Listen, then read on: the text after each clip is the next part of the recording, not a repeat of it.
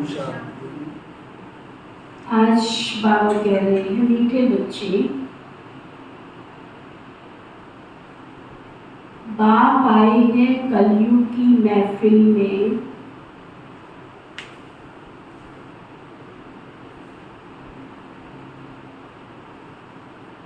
ये बहुत बड़ी महफिल है।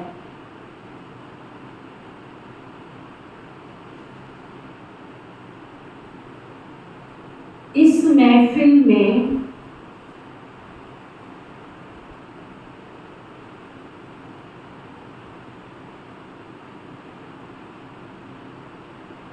तुम परवाने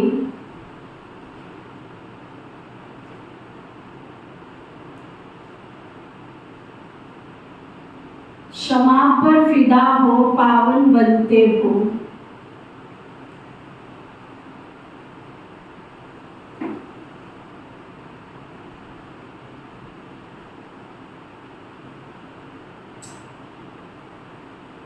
क्या कहा बाबा ने?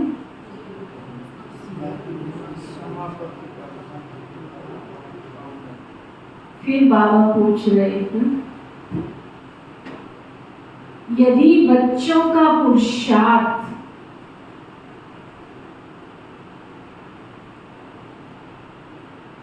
अब तक भी चीटी मार्ग का है,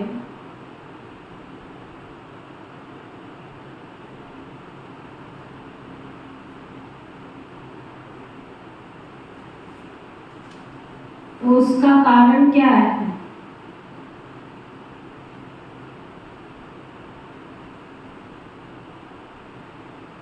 इतना बाबा रोज पढ़ाते हैं, समझाते हैं, मधुबन जाते हैं, दादियों की क्लास लेते हैं, यूट्यूब पे सारा दिन लगे रहते हैं, फिर भी पुरुषार्थ, कथा कहानियां सुनते रहते हैं, फिर भी पुरुषार्थ। पुरुषार्थ किसको कहते हैं? पहले तो ये डेफिनेशन पता होनी चाहिए। पुरुषार्थ किसको कहते हैं?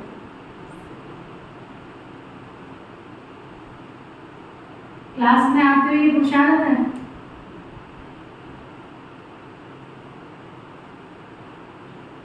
सारा दिन मुरली पढ़ते रहते हुए पुरुषार्थ है? पुरुषार्थ का मतलब प्राप्ति। चलो, और कंटिन्यूएशन याद, लगातार याद, और हाँ तो भी ठीक है। और पुरुषार्थ का मतलब कौन भाई?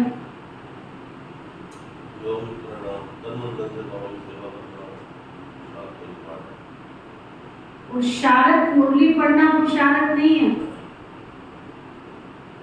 योग में 4 घंटे बैठना पुरुषार्थ नहीं है। 12 घंटे तुम 24 घंटे योग में बैठे हो, ये पुरुषार्थ नहीं है। पुरुषार्थ माना धारणाएं। आप मुरली जो सुन रहे हो उसको जीवन में अप्लाई कितनी बार कर रहे हो?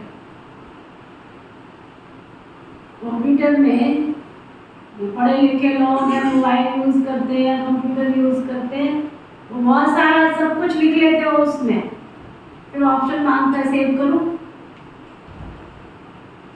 अगर सेव नहीं करते हो तो क्या होता है? डिलीट। आपको डिलीट करना नहीं, ऑटोमेटिक डिलीट हो जाता है। कंप्यूटर में, लैपटॉप में अप्लाई ऑप्शन मांगता है, अप्लाई करूं या ना करूं। अगर अप्लाई ऑप्शन पर क्लिक नहीं करते हो तो फाइल तुमने 24 घंटे में बैठ के बनाई थी या 12 घंटे में बनाई थी, इससे उसको कोई मतलब नहीं। तो पूछता है अप्लाई करूं। तो कई ब्राह्मण बाबा के बच्चे इस धोखे में बैठे हैं, इस धोखे में बैठे हैं कि हम तो 4 घंटे याद करते हैं, हम तो घर पे बैठ के सारा दिन मुरली पढ़ते, सारा दिन हम क्लास सुनते, कौन सी मुरली में आया घर में बैठ के मुरली पढ़ो? कौन सी मुरली में आया? आप साकार मुरलियां उठा के देख लो, व्यक्त मुरलियां उठा के देख लो, किसी भी मुरली में ये आया हो कि हाँ तुम घर पे बैठ के मुरली पढ़ो तो चलेगा। हाँ, ऑप्शनल। बाबा ने कहा बहुत मजबूरी है, तुम्हें मुरली नहीं मिल सकती, तुम्हारे घर पे आश्रम नहीं है, तुम्हारे एरिया में आश्रम नहीं है, विदेश में गए हो बस सुविधा नहीं है, ऑप्शनल। तो बाबा ने जरूर कहा कि तुम्हें ऐसी व्यवस्था मिल जाएगी। ये नहीं कहा कि तुम्हें कुछ भी नहीं है तभी तुम घर में बैठ कर जाएगी, बैठ के पलंग में बैठ के इसी में बैठ कर तुम मुरली सुन रहे हो। ऐसा तो किसी मुरली में लिखत में नहीं आया।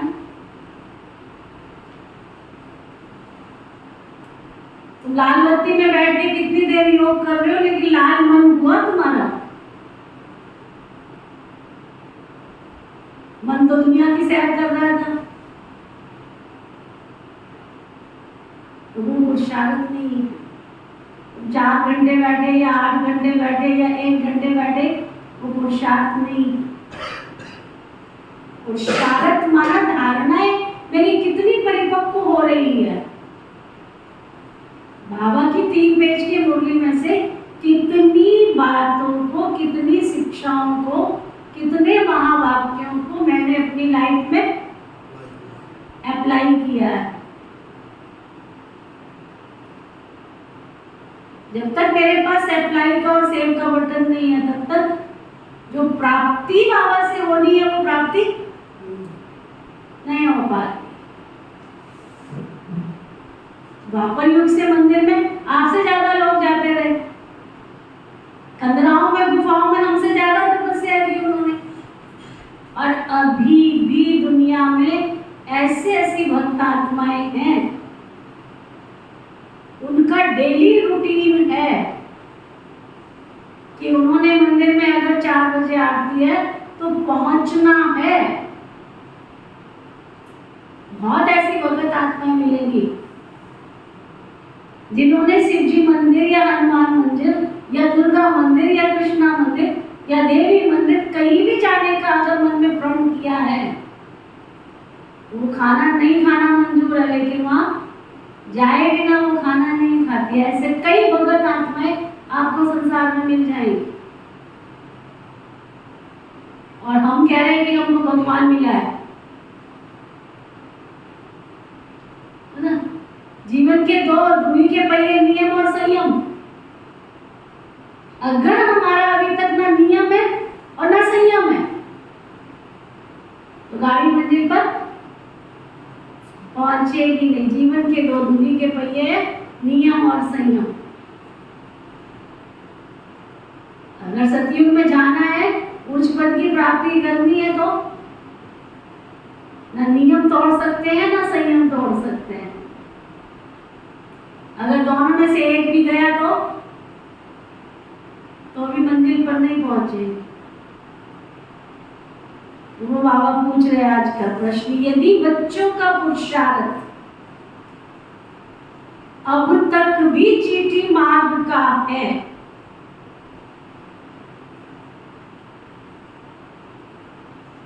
उसका कारण क्या है? कई बच्चों में रूठने की आदत है।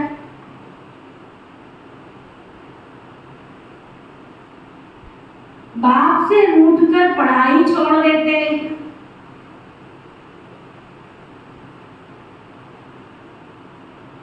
तो माया नाक कान से पकड़ लेती।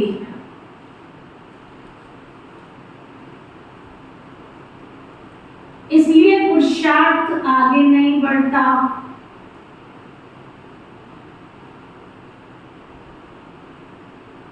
चीटी मार्ग का ही रह जाता है।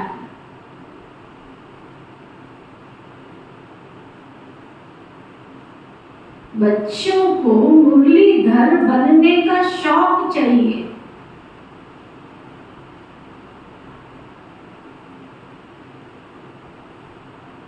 सुनकर औरों को सुनाना है।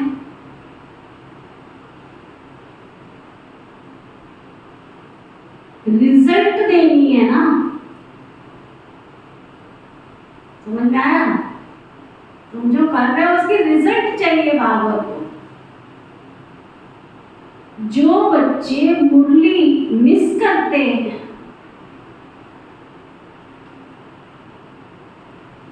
जिन्हें पढ़ाई का कदर नहीं है,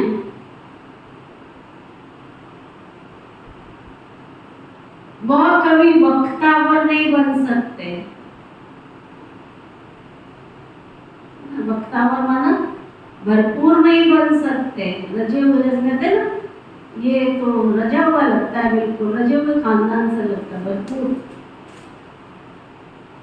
बाबा कहते तब तक उनके जीवन में संतुष्टि और तृप्ति नहीं आ सकती है, वक्तावर नहीं बन सकते।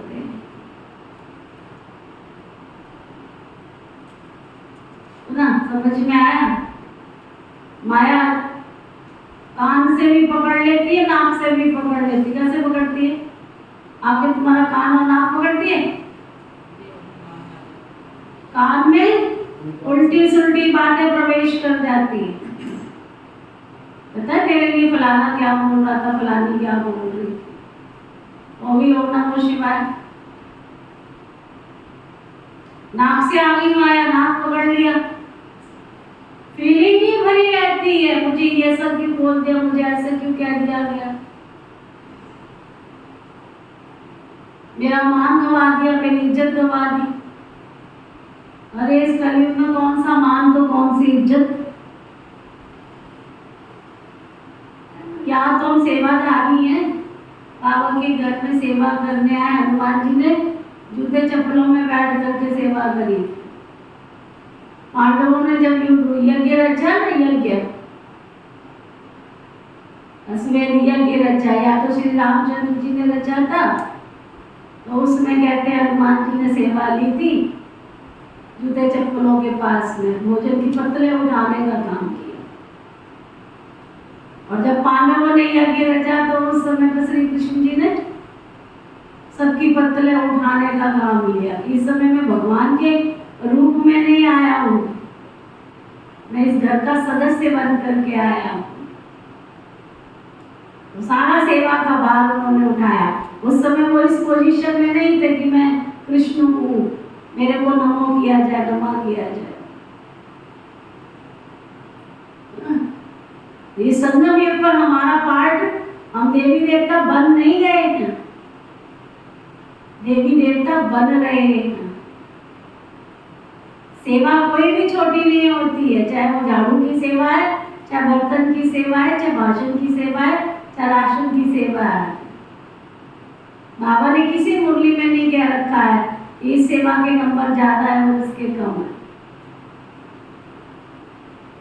जो सेवा श्रद्धा और भावना पूर्वक की गई है, चाहे वो बर्तन की है, चाहे कपड़े की है, चाहे झाड़ू की है, चाहे भोजन की है, चाहे भाषण की है, सब सेवा के नंबर बराबर। तो फिर किस बात की फीलिंग?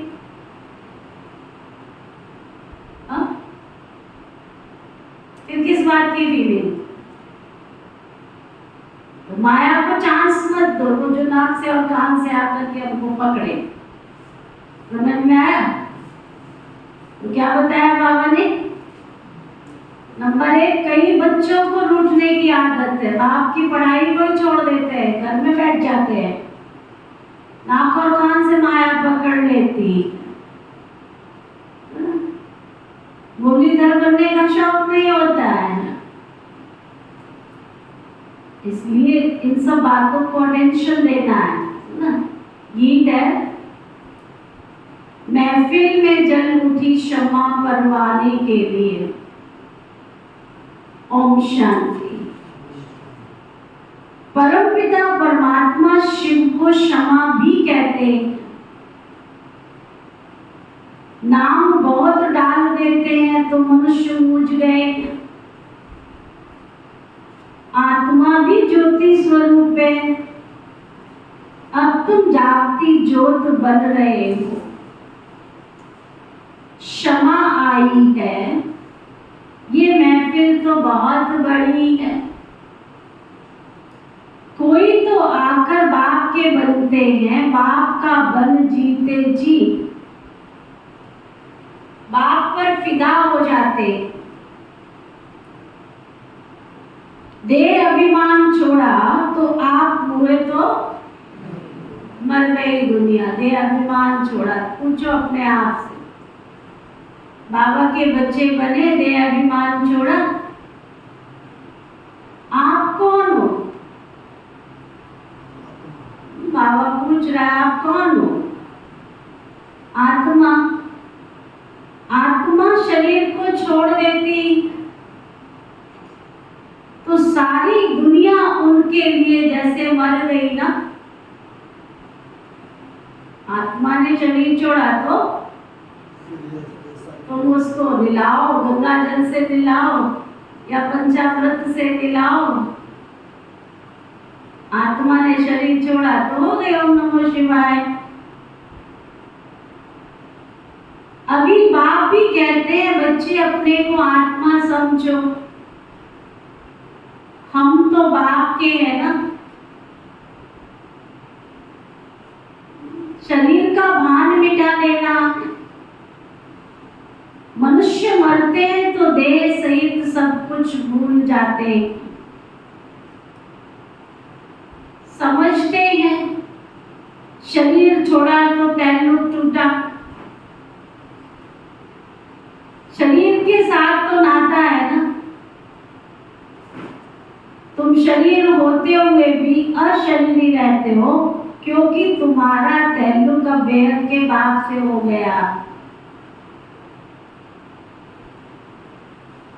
तुमको राजयोग सिखलाने के लिए बाप ने शरीर धारण किया। कितनी गहरी बात है समझने की। कई दुनिया में ऐसी ऐसी पुनर्जन्म की याददाश्त लेते हुए आत्माएं पैदा होती है और हकीकत होता है, सत्य होता है कि ये यहाँ पे मैं ऐसे था, मैं वैसे था, सब कुछ। तो क्या उसको वर्षा मिल जाता है? वो आत्मा उस घर में जाके बोलती है कि ये मेरा कमरा था, तो क्या उसके घर वाले उसको कमरा दे देते? वो जाके बोलती है फलानी जगह धन छिपा पड़ा है, खड्डा खोदो निकलेगा, निकल भी जाता है, तो क्या उसको मिल जाता? हाँ, वो जाके बोलती है मैं इसका पति था, तो क्या पत्नी उसको पति के रूप में स्वीकार कर लेती? है ना गहरी बात। वो जाके बोलता है ये मेरा भाई था, ये मैं यहाँ पर ये था, मेरी इतनी गाड़ियां थी, इतने मोटर थे, इतने बंगले, सब कुछ सुनाता है जाकर के। और जन्म उसने किसी साधारण से घर में लिया होता है, तो क्या उसके घर वाले ये समझ के देते कि बेचारा गरीब घर में गया, चलो मैं यहाँ से थोड़ा रस्त पानी इसको दे दूं? देते हैं? अधिकार मिलता है उसको? हाँ, शरीर छूटा तो संबंध भी छूटा। क्यों बाबा समझा रहे? तुम भी पुरानी दुनिया छोड़कर आए हो तो तुम्हारा भी पुरानी दुनिया से कोई ताल्लुकात नहीं होना चाहिए। और तुम तो सारा समझ में एक तरफ कहते हो ब्रह्मा कुमार है, दूसरी तरफ फंसे रहते, शूद्र कुमार बन के जीवन जीते रहते। एक तरफ कहते हो ब्रह्मा कुमार कुमारी है, दूसरी तरफ शूद्र कुमारी बन के जीते रहते। तो दो नाव में पैर रखने से क्या भगवान की प्राप्ति हो जाएगी? तो बाबा कह रहे हैं पुरानी दुनिया से नाता टूटा तो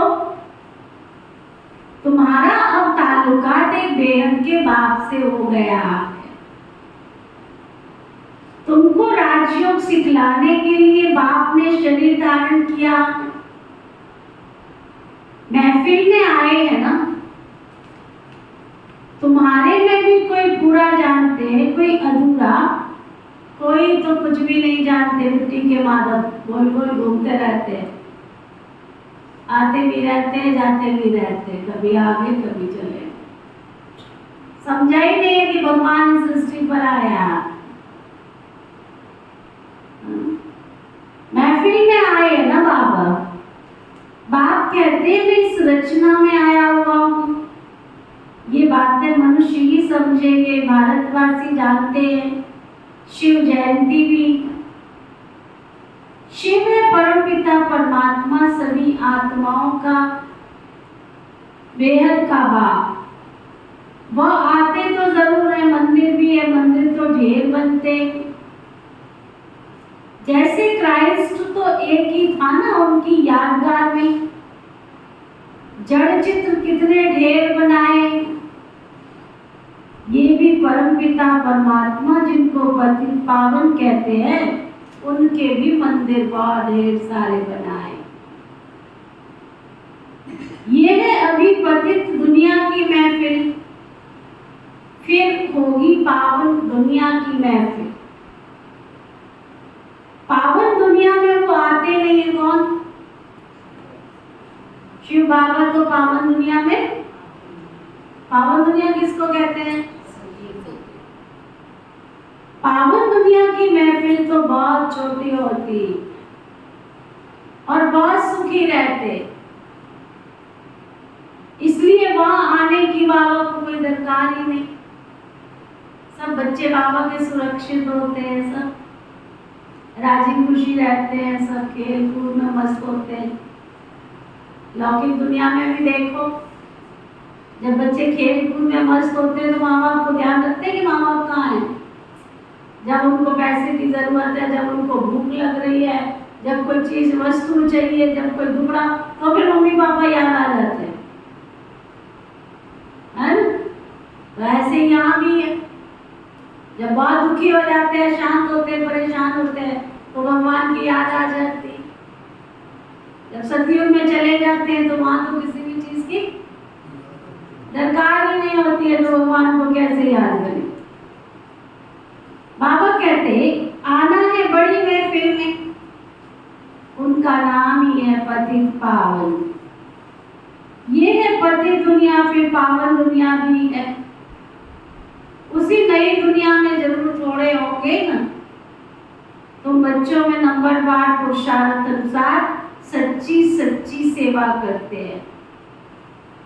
तुम्हारे में भी बाबा कहते नंबरवार है, जो बाबा की दिल से, स्नेह से, प्यार से सच्ची सेवा करते हैं।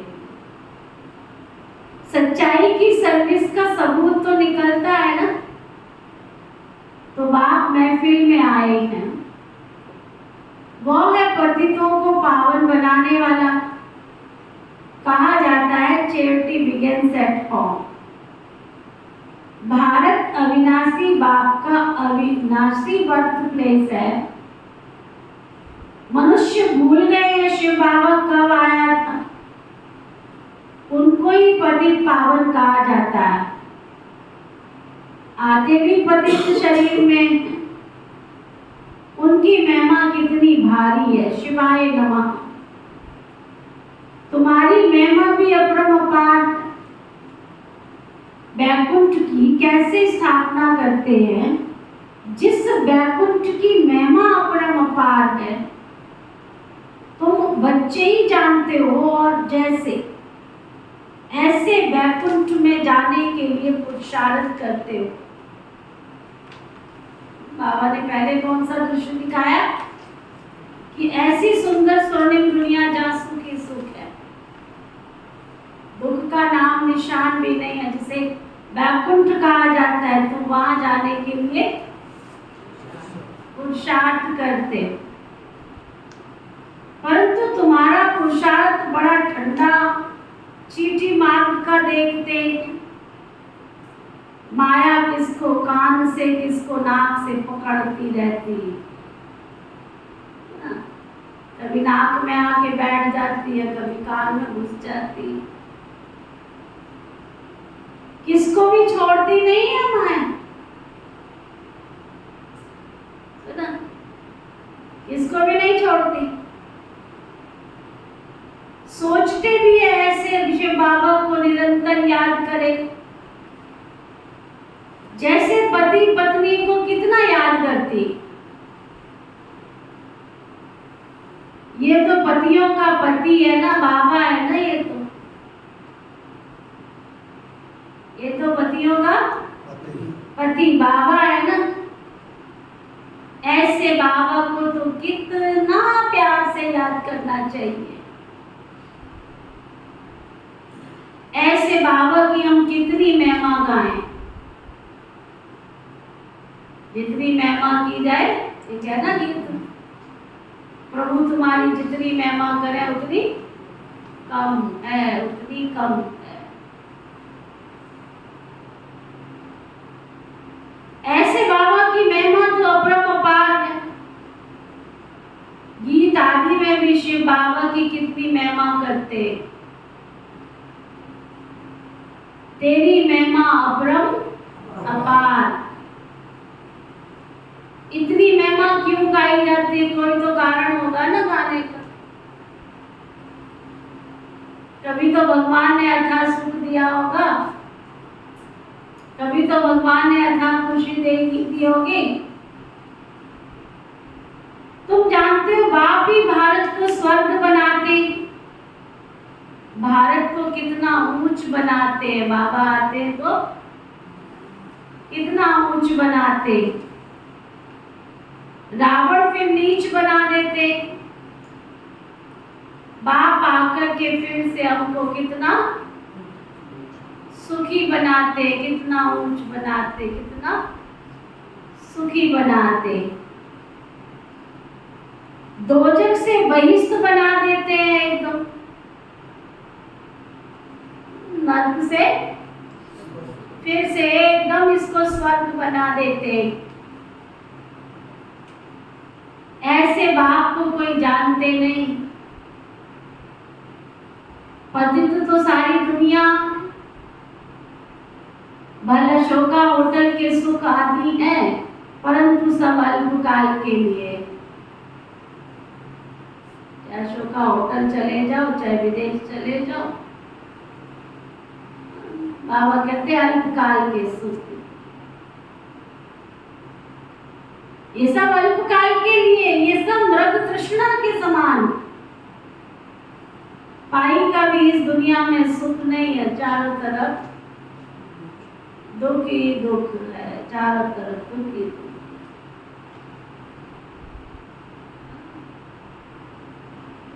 जब तक एसी चल रहा है, ठंडा दे रहा है, बड़ा सुख मिल रहा है।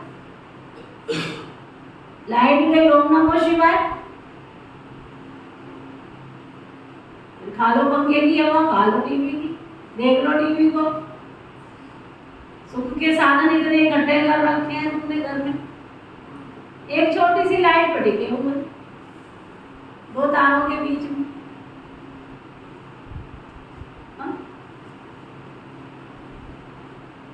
इतना बड़ा गैस सिलेंडर रखा, सबने मिसाइल रखी हुई अपने एक घर में। और अब तो सबने 4-4, 5-5। पहले जमाने में गैस सिलेंडर लेते थे तो एक जिठानी जलाती तो एक दुरानी जलाती थी। घर के 2 सदस्य होते थे, 2 परिवार होते थे, उनमें बढ़ जाते थे। अब तो लोगों ने 4-4, 5-5 सिलेंडर रखे हुए अपने घर में। सिलेंडर थोड़ी, वो तो मिसाइल इकट्ठी करके रखी। जब तक मर्यादा के अंदर है तब तक तुम्हें सुख दे रहे हैं। ब्लास्ट होगा तो उतनी तेजी से ब्लास्ट हो जाए। पहले जमाने में सोने चांदी के बर्तन होते थे, गल के भी कहाँ जाएंगे, आग तो उनमें लगनी नहीं थी, है ना। सोना चांदी कोई ऐसे सहज तो गलता नहीं। लोगों ने क्या किया, सोना चांदी बर्तन बेच के पीतल के ले लिए, तांबे के ले लिए। तांबा भी गया, पीतल भी गया। सब पीतल और तांबा बेच के लोगों ने स्टील के बर्तन खरीद लिए, लोहा इकट्ठा कर लिया। लोहा भी ओम नमो शिवाय हो गया।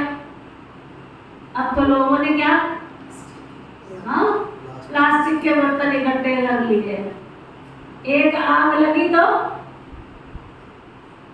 चिपके रह जाएंगे उन बर्तनों के बीच में खुद भी।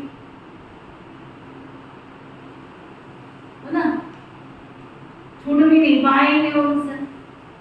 जल के 1 मिनट में खाक सब कुछ, तो मौत के साधन तो अपने आप ही। तब बाबा कहता है दुनिया के जो साधन तुम देख रहे हो, चकाचौंध देख रहे हो, ये सब कुछ दुखदाई है, सुखदाई नहीं है। सतयुग में राजा रानी तथा प्रजा सब सुखी रहते थे।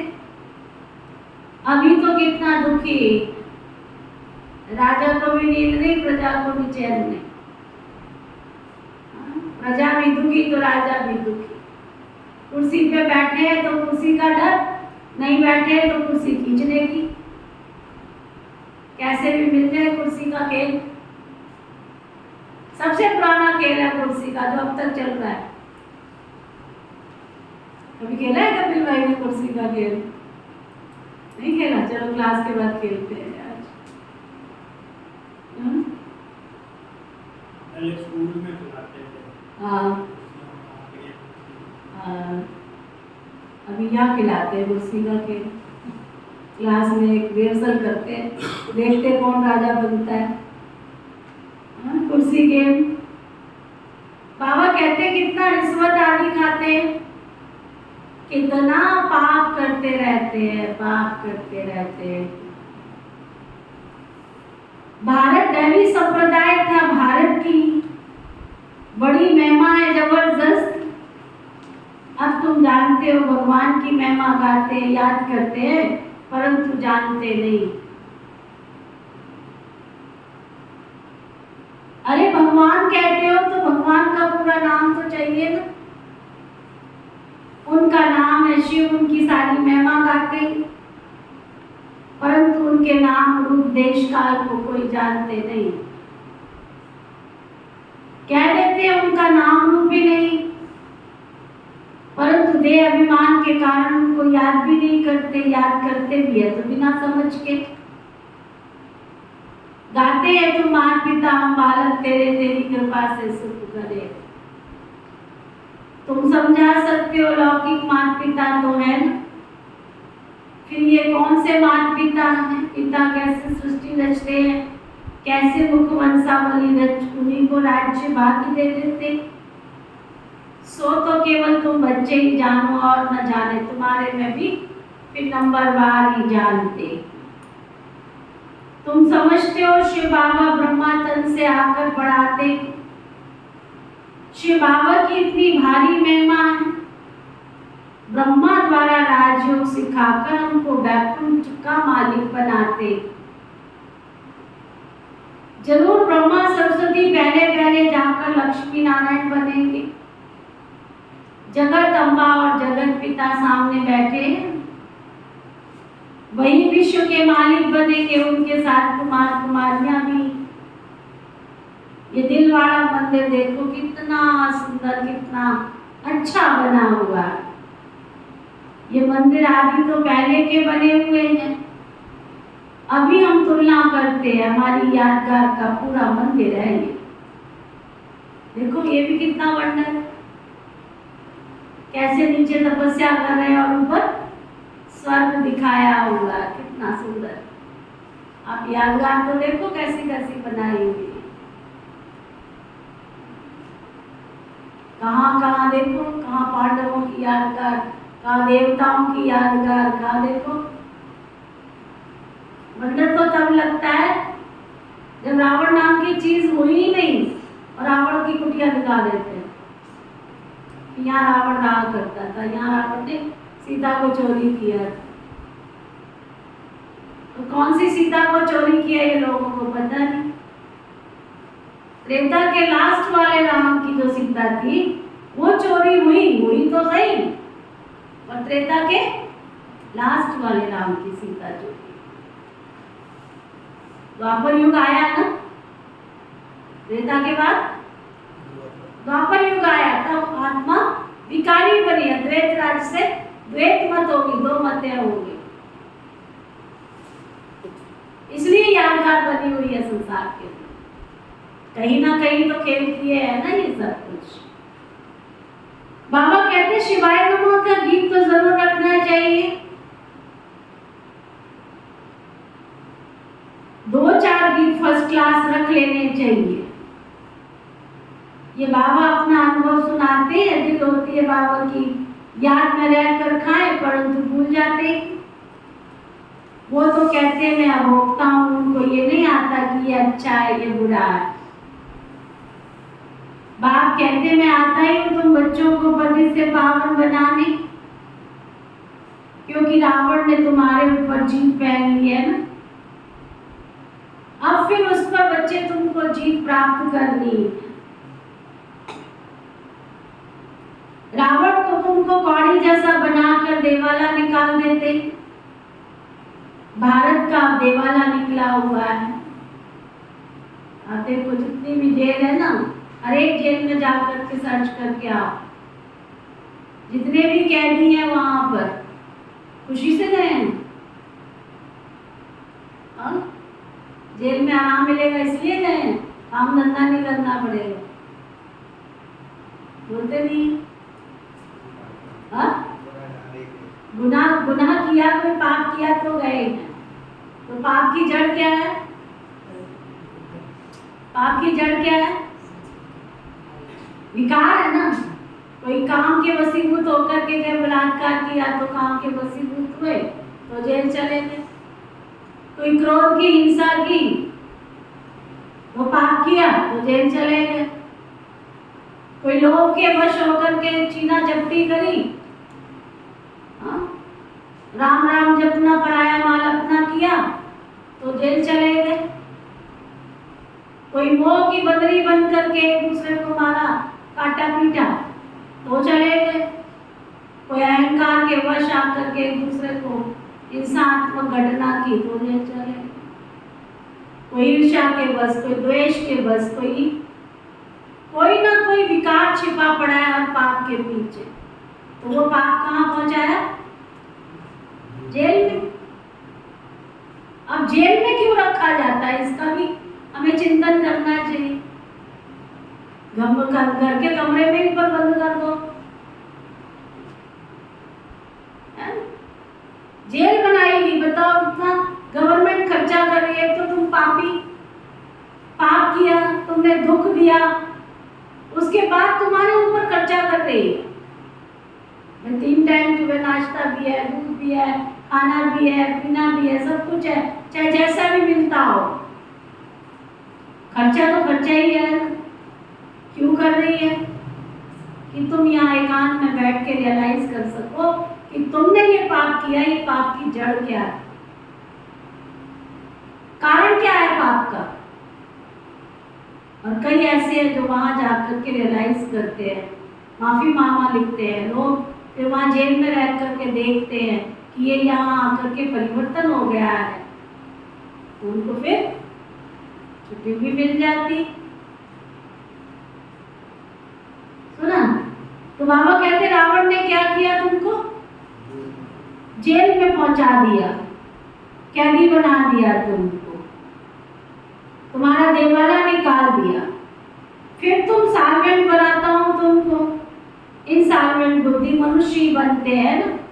तो ये शिवाय नमः का गीत बड़ा अच्छा है। नंबर 1 उनकी महिमा है, फिर भारत की भी महिमा है। वंडरफुल भारत था, गाते तो है ना, स्वर्ग था, हीरे जवाहरात के महल थे। फिर वो कहाँ चले गए तुम्हारे? माया की प्रवेशता कैसे हुई? सतयुग में देवी देवताएं धर्म श्रेष्ठ थे, कर्म श्रेष्ठ थे। भ्रष्ट कर्म कराने वाली माया वहां होती नहीं है। कहां पर? और यहाँ के पुरुषार्थ की प्रारब्ध तुम पाते हो। तुमको दुख की तो कोई बात ही नहीं है, पाप करने की दरकार ही नहीं। यहाँ तो पैसे के लिए कितना पाप करते रहते, आए पैसा आए पैसा, कितने चरित्र से नीचे गिर गए। देखो तो सही दुनिया में हाल क्या है। वहां तो बहुत धन रहता है, बेहद की राजा ही है ना। गाया जाता है भारत दैवी राजस्थान था। अब जब दैवी राजस्थान था तो देवी देवताओं का धर्म श्रेष्ठ था। बाप आकर श्रेष्ठ देवी देवता धर्म की स्थापना कर रहे। तुम जानते हो अभी हम श्रेष्ठ बन रहे, तो कोई पाप का काम नहीं करना। क्या अंडरलाइन करना? जो हो गया सो हो गया, बीती ताई की साथ है, लेकिन अब कोई पाप का काम मत करना।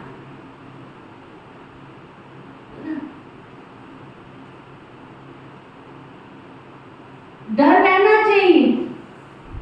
अच्छे अच्छे बच्चों को माया नाक कान से पकड़ के पाप करा देती। अभी तुम जानते हो महफिल में बाप आए हैं, कैसे मुख वंशावली बनाए उनको श्रेष्ठ बनाते। जरूर शरीर को तो लॉ नहीं लेना पड़े, कहते हैं मैं साधारण तन में आता हूँ, ये अपने जन्मों को नहीं जानते, मैं आकर के बतलाता हूँ। इनका नाम ब्रह्मा रख दिया, ब्रह्मा में प्रवेश करता हूँ, क्योंकि ब्रह्मा द्वारा स्थापना करनी है ना। ऐसे थोड़ी बौद्ध इस्लामी व सिख में प्रवेश करेंगे। बाबा कहते हैं मुझे उस तन में प्रवेश करना है जो पहले पहले सूर्यवंशी श्री नारायण था, फिर उनको बनाता हूँ। ये अपने जन्मों को नहीं जानते, ये कारण है ना। ज्ञान बाप ही आकर के देते हैं, फिर वहाँ भक्ति का कोई नाम निशान नहीं होता। ज्ञान मार्ग भक्ति मार्ग कहा जाता है, आधा कलप भक्ति कांड, आधा कलप ज्ञान कांड चलता है। ये भी ड्रामा में मूड है, पतित बनना ही। बच्चों को अच्छे अच्छे राज समझाए जाते, गाते भी है ना, भगवान आकर भक्तों को साथ ले जाते। परम पिता परमात्मा को याद करते, बाबा आओ माया रूपी जंजीरों से आकर हमको छुड़ाओ, हमको लिबरेट करो। जो भी मित्र संबंधी आदि है सबको लिबरेट करते, फिर वहां देवी देवता बाप मिलेंगे, है ना। फिर हमारे जो माँ बाप होंगे वो भी देवी देवताओं के रूप में होंगे, तुम भी देवी देवता बन जाएंगे, तुम्हारी आत्मा भी प्योर हो जाएगी। अभी तुम्हारी आत्मा पतित बनी है, सो फिर स्वर्ग में जाएंगे तो पावन बनेगी। अनेक प्रकार के चित्र हैं जिसका ऑक्यूपेशन कुछ भी नहीं है। जैसे गुड़ियों की पूजा करते हैं, मैं ना तो बुढ़ा हूं ना बुढ़ी हूं, ना शिव बाबा, ना तुम्हारा बुढ़ा है ना बुढ़ी है, मैं तो निराकार हूं ना। ये बुढ़ा बुढ़ी तो मनुष्य, मैं नहीं बनता हूं, मुझे निराकार ही कहते। तुम बुढ़े बुढ़ी अभी दुखी हो, वैकुंठ में बहुत सुखी थे, सुख की महिमा अपरंपार है, परंतु बच्चे घड़ी घड़ी बाबा को भूल जाते, बाबा से रूठ पड़ते, ब्राह्मणों से भी रूठ पड़ते, तो आपस में भी रूठ पड़ते, रूठ कर वर्षा पाना ही छोड़ देते हैं। अरे तुमको वर्षा बाप से लेना है, ये अविनाशी ज्ञान रत्नों की पढ़ाई बाबा तो बड़ा सहज करके समझाते।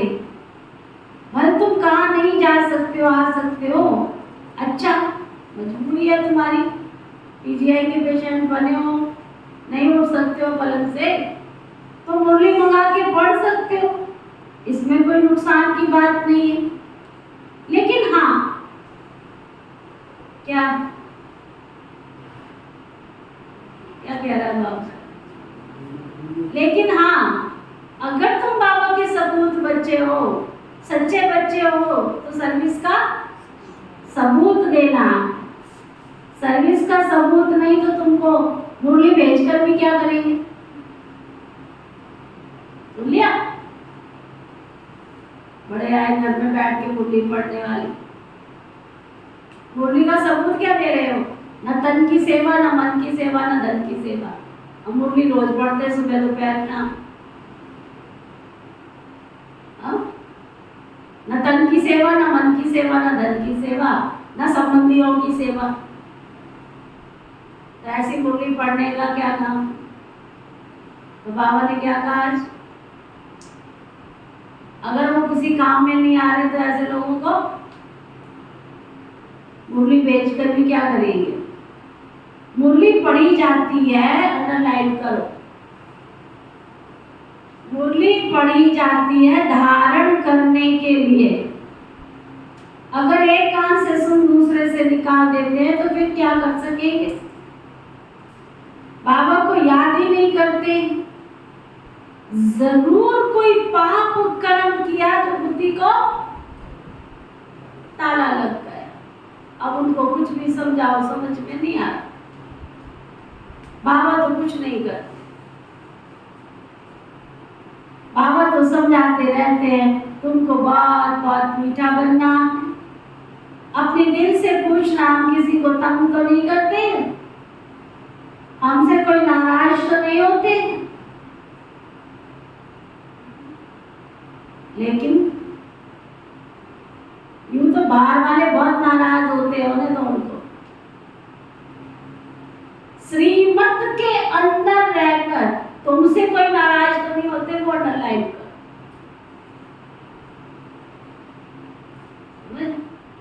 बाबा की मर्यादाओं की लकीर के अंदर रहकर फिर तुमसे कोई नाराज होता है तो उसका बोझा चढ़ जाए। अगर श्रीमत तोड़ करके वो जिसको कहते हैं मन चले की स्थिति में चल रहा है तो नाराज होता है तो उन्हें बाबा का कहना ही नहीं मानता, श्रीमत पर चलता नहीं या फिर तुमसे नाराज होता है तो जाने दो। बाबा कहते हैं तुम ब्राह्मण कुल भूषणों को मुरली रोज जरूर सुननी चाहिए। मुरली नहीं सुनेंगे तो धारण कैसे होगी? मुरली नहीं सुनते तो जरूर समझो कि ये वक्तावर बच्चे नहीं है। बाबा वक्तावर नहीं। मुरली कभी छोड़ना नहीं चाहिए। ब्राह्मणियों को भी मुरली श्री बाबा से मिलती है ना, उनसे कनेक्शन रखना है। डायरेक्ट मुरली भेजे लेकिन आप सामान बनाकर भी तो दिखाओ। कईयों को बाबा के घर से मधुबन से डायरेक्ट मुरली भी लगी हुई है, सुना। लेकिन वो बच्चे जो यज्ञ के लिए जीने और मरने वाले, सब कुछ बाबा के पास उनका अकाउंट है। रहते घर में है लेकिन पूरा अकाउंट बाबा के घर में मधुबन में है। उनको कपड़ा भी आज तक बाबा के घर से मिलता है। अपनी मर्जी से एक पैसे भी खर्च नहीं करते, उनके घर में डायरेक्ट मुरली भी जाती। यज्ञ के लिए मर रहे हैं, मिट रहे हैं, सब कुछ कर रहे हैं तो मुरली भेजी जाती। डायरेक्ट मुरली भेज दे लेकिन आप सामान बना के तो दिखाओ। बाबा को याद करते रहो, बाबा की याद में रहे, औरों को याद दिलाते रहो। समाचार तो पता पड़े, नहीं तो कैसे समझेंगे बाबा की सर्विस कर रहे हो। सबूत तो जरूर चाहिए ना बाबा की सेवा। मुरलीधर बनने का शौक चाहिए। जब तक मुरली दूसरों को नहीं सुनाई तो ऐसी मुरली सुनने का फायदा क्या है? टेप भी मुरलीधर बनती है, ये बिल्कुल एक्यूरेट सुना सकती है, तुम नहीं सुना सकेंगे। तो क्या करना चाहिए? औरों के कल्याण के लिए टेप रिकॉर्डर मशीन खरीद के दे दीजिए। अब इससे मुझे याद आया आपका, अब हमारी जो और गीता पाठशालाएं हैं ना, वो क्या करती है, मैंने कहते दीदी पहले तो हम अपने आप मुरली पढ़ते थे, लेकिन अभी हमारी शाम को जब क्लास होती है ना, उन्होंने स्पीकर लगा रखे अपने घर में। कहते हम उसमें मुरली लगा देते हैं आपकी सुबह वाली, पहुँच तो जाती है मोबाइल में, यूट्यूब में पहुँच जाती है। कहते वही मुरली सुनते हैं और हमको ऐसा लगता है सुबह से ज़्यादा कि दीदी हमारे घर में आए हैं और बाबा हमारे घर में आया, वो मुरली सुना है। उन्होंने पूरा बाबा का कमरा गई ना निजामे हमारे मालवा वालों ने, पूरा अच्छा सुंदर बाबा का कमरा बना लिया बड़ा। वो कहते स्पीकर लगा लिए, बस उसमें उसको लगा देते हैं तो जो भी माता है अच्छा पूरा स्पीकर के साथ लगा देते हैं और ऐसे लगता है कि दीदी क्लास करा रही है। और सब डायरी पेन लेके बड़े आराम से बैठते हैं एज ए स्टूडेंट बन करके। आपको भी ऐसे शुरू करना चाहिए शाम की क्लास। आपके पास तो टीवी भी है, तो देख भी सकते, वो तो बेचारे देख नहीं सकते, सुन सकते। हाँ, उसके बाद सुनने के बाद फिर 5-10 मिनट उनसे प्रश्न उत्तर आप पूछ सकते, जिससे उनकी फाउंडेशन मजबूत हो। ठीक है, तो बाबा कह रहे थे इतने सब सुनेंगे तो उन सब का फल देने वाला बहुत मिलेगा।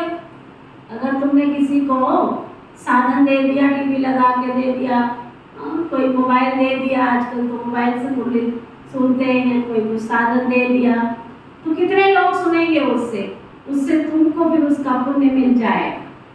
लेकर के देंगे, पर वो भी श्रीमत के आधार पर, मनमत से नहीं। हमने सोचा था चलो दे देते हैं, वो भी पहले आज्ञा लेनी। लेकर के देंगे, इसका रहस्य तुमको क्या पता होगा। इस मुरली सुनने से तुम राजाई पद पाते, और कोई का भाषण सुनने से स्वर्ग का मालिक बनोगे क्या तुम? ना, जो घुसे रहते हैं इसकी सुनो उसकी सुनो, आके कहेंगे फलाना, अरे इसका मतलब तुम्हें बाबा जो कह रहा वो समझ में नहीं आ रहा। बाबा जो कह रहा वो समझ में नहीं आ रहा। बाबा कहते औरों के भाषण से क्या तुम स्वर्ग के मालिक बनेंगे, अथवा मनुष्य से देवता थोड़े ही बनेंगे। ये तो फर्स्ट क्लास दान करना है, जिससे 21 जन्मों के लिए बहुतों का कल्याण होता है। टेप रिकॉर्डर लेकर देना या मकान लेकर देना, ये कितनी अच्छी सर्विस। बच्चे बैठ सर्विस करेंगे, मकान फिर भी तुम्हारा ही रहेगा, तो ना। और ये फल तुमको कितना मिलेगा, वहां रिटर्न में तुमको बड़े बड़े महल मिल जाएंगे। वह समय आएगा बच्चे, जो तुम बच्चों को बहुत मकान मिलेंगे, तुम्हारे चरणों में झुकते जाएंगे। मकान भी हम क्या करेंगे, हमने अपनी प्रॉपर्टी बनानी है क्या? मकान भी क्या करेंगे हम? हमको तो सिर्फ सेवा करनी है ना बाबा की। मकान भी ले लो, मुफ्त में पैसा भरकर क्यों दे रहा हूं? सौदागरी ये पक्का है, ऐसे नहीं खरीद खरीद के डाल दो। सेंसिबल सौदागर है। अच्छा, मीठे मीठे सिक्की लदे लपकी ज्ञान सितारों के प्रति, माता पिता बाप दादा का याद प्यार और गुड मॉर्निंग। रूहानी बाप की रूहानी बच्चों को नमस्ते।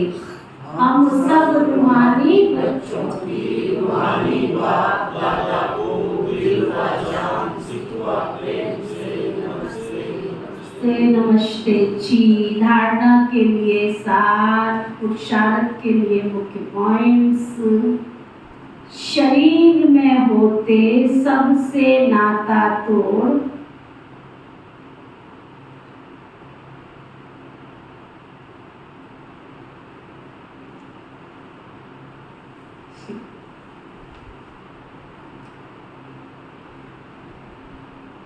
शरीर में होते सबसे नाता तोड़, अशरीरी बनने का पुरुषार्थ करना है। बुद्धि से सब कुछ भूल जाना है।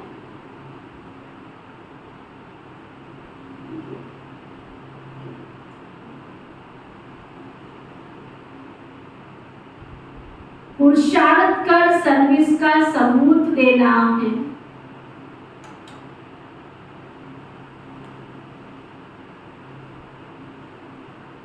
मुरली सुननी व पढ़नी है।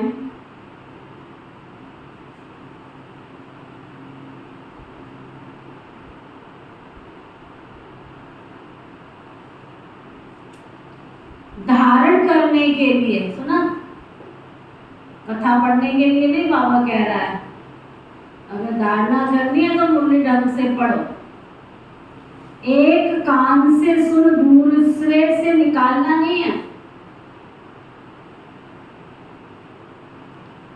ना।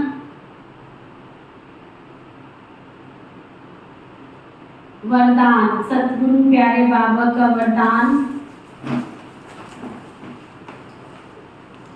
नेचुरल अटेंशन व अभ्यास द्वारा,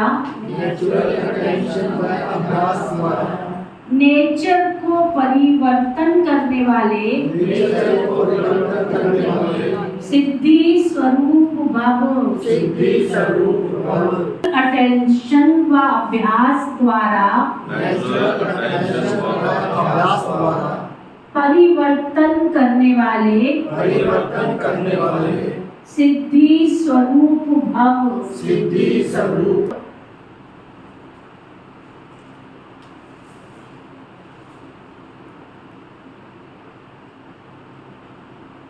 आप सबके निजी संस्कार अटेंशन के हैं। जब टेंशन रखना आता है तो अटेंशन रखना क्या बड़ी बात है। तो अब अटेंशन का भी टेंशन ना हो। आत्मा को न्यारा होने का नेचुरल अभ्यास है।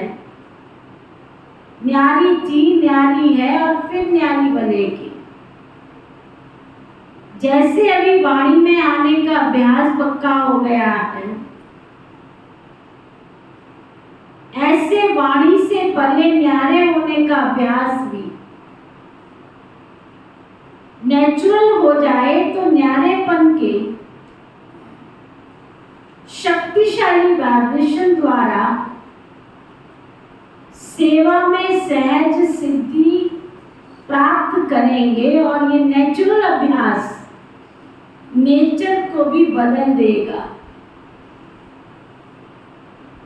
स्लोगन, अशरीरीपन की एक्सरसाइज और व्यर्थ संकल्पों के भोजन की परहेज करो तो एवर हेल्दी बनेंगे।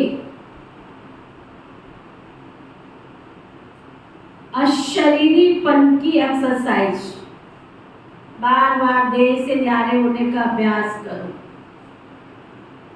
और व्यर्थ संकल्पों के भोजन की परहेज।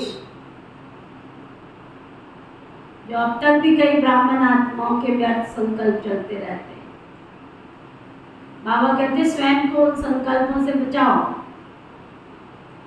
जितना व्यर्थ संकल्पों को स्टॉप करेंगे उतना शक्तिशाली बनते जाएंगे, एवर हेल्दी बनते जाएंगे, शक्तिशाली बनते जाएंगे। बाबा का आज का व्यक्ति इशारा,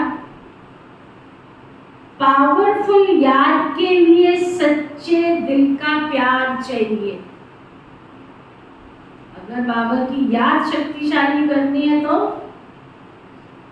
दिल में प्यार का दिया भी उतने तेजो प्रकाश में जलना चाहिए। सच्ची दिल वाले सेकंड में बिंदु स्वरूप बाप को याद कर सकते हैं।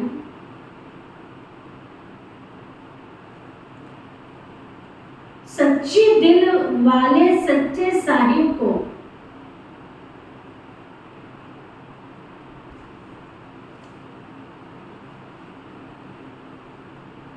सच्चे दिल वाले सच्चे साहिब को राजी करने के कारण बाबा की विशेष दुआएं प्राप्त करते हैं।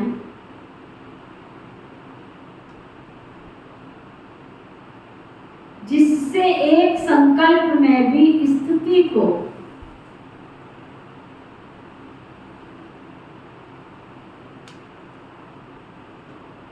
एक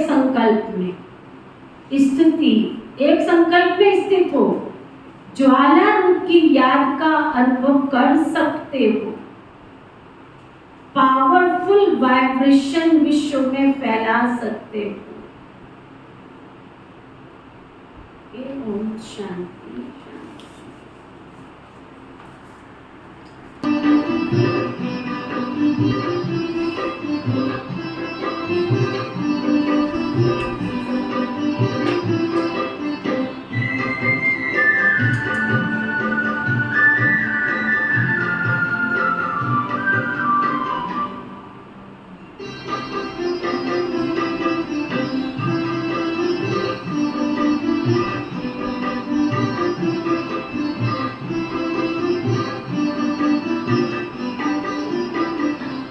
आपका प्यार बाबा बरसता रहे, आपका प्यार बाबा बरसता रहे हम सितारे यूं ही जगमगाते रहे सामने आप हो साथ में आप हो सामने आप हो साथ में आप हो आपसे हम मिलन यूं मनाते रहे आपका प्यार बाबा बरसता रहे